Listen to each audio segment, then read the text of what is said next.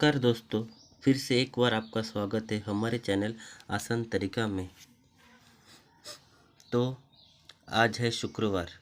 तो हम शुक्रवार के व्रत में हमें क्या खाना चाहिए और क्या नहीं खाना चाहिए, इसके बारे में हम जानेंगे इस वीडियो में।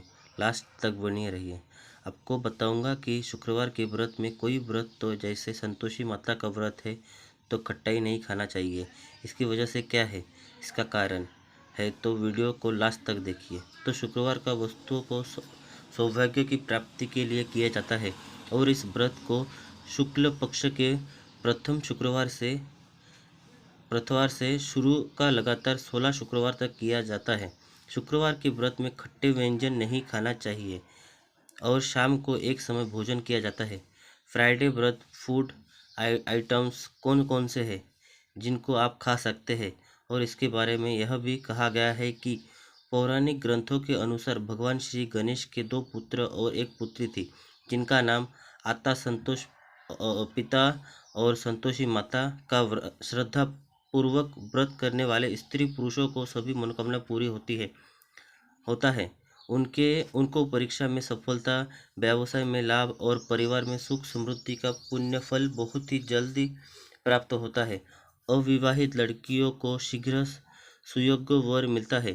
व्रती को सूर्य उदय से पहले उठकर घर की सफाई कर संध्या से निवृत्त होकर घर के ही किसी पवित्र स्थान पर संतोषी माता की मूर्ति या फिर चित्र स्थापित करें। फिर संतोषी माता की विधि विधान से पूजा करना चाहिए। मिश्रण के दिन पूर्ण विधि से संतोषी माता की पूजा करके 8 बालकों को खीर पूरी का प्रयोग भोजन एवं केले का प्रसाद देकर विदा करना चाहिए। अब शुक्रवार के व्रत के दौरान क्या खाना चाहिए और क्या नहीं खाना चाहिए, उसके बारे में जानेंगे। तो वृद्धि को केवल 6 में एक समय भोजन लेना चाहिए। इस दिन किसी भी प्रकार की खट्टी चीज़ों का सेवन न करें। किसी भी मांसाहार नशीली पदार्थ का सेवन भी नहीं करना चाहिए। केवल सात्विक और स्वच्छता से बने रोटी, हलवा, खीर, मीठे फल एवं अन्य दूध से बने पकवान माता संतोषी के व्रत में खाए जाते हैं। और खाने के लिए काफ़ी सारी चीज़ जिनको आप बना कर खा सकते हैं। जैसे मैदे से बनी हुई कोई भी चीज़, सूजी का हलवा खा सकते हैं, दूध मलाई के लड्डू खा सकते हैं, सूजी के लड्डू है, चावल की खीर बनाकर, मखाने की खीर, कच्चे केले के चिप्स खा सकते हैं, सूजी मैदा के बिस्किट खा सकते हैं।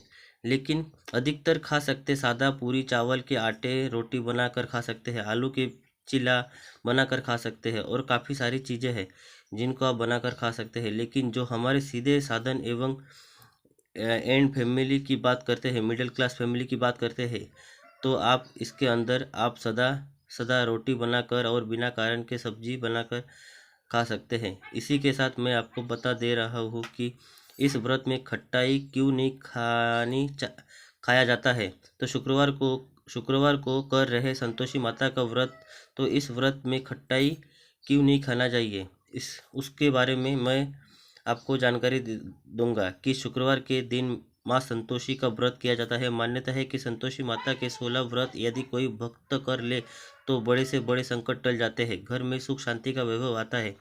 लेकिन इस व्रत के कुछ नियम हैं, बहुत कठिन है। मान्यता है कि अगर कोई व्यक्ति नियमों का उल्लंघन करे तो उसके विपरीत प्रभावित देखने पड़ते हैं। तो इस वर्ष में कभी भी खट्टी चीज़ें, आचार्य ही टमाटर खाना, तो दूर छूना भी नहीं जाना चाहिए। यहाँ तक प्रसाद खाने वाले लोगों को भी खट्टी चीज़ें खाने की मनाही होता है। इस नियम का कड़ाई से पालन करना जरूरी होता है और ऐसा करना अशुभ माना जाता है। मान्यता है कि यह भी व्रती का प्रसाद खाने वाले लोग शुक्रवार के दिन घटाए खा लेते हैं तो माता नाराज हो जाती है,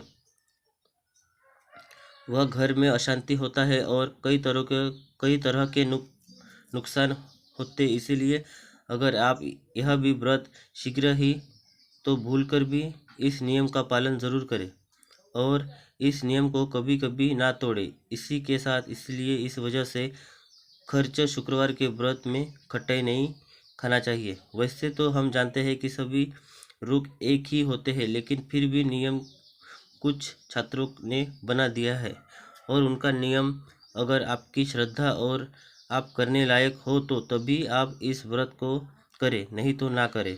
अब इसके साथ ही अब इसकी शादी हमें किस समय करना चीज़ जैसी शाम को आप कर सकते हैं। संतोषी माता की पूजा माता संतोषी के 16 शुक्रवार तक किए जाने वाले विधान है और इसके अंदर आप शुक्ल पक्ष में इसको शुरू कर सकते हैं और साथ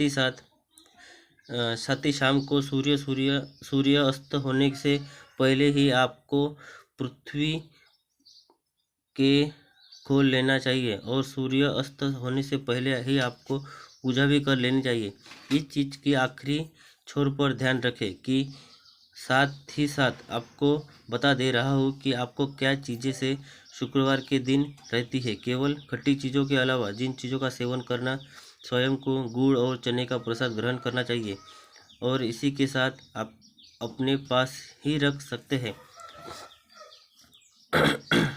उनको और बढ़ जाते हैं तो उनका उनका उपयोग गाय को भी हिला सकते हैं। इस तरह से यह जानकारी आपको पसंद आई तो चैनल को सब्सक्राइब कीजिएगा और बेल आइकन बटन दबाइए। धन्यवाद।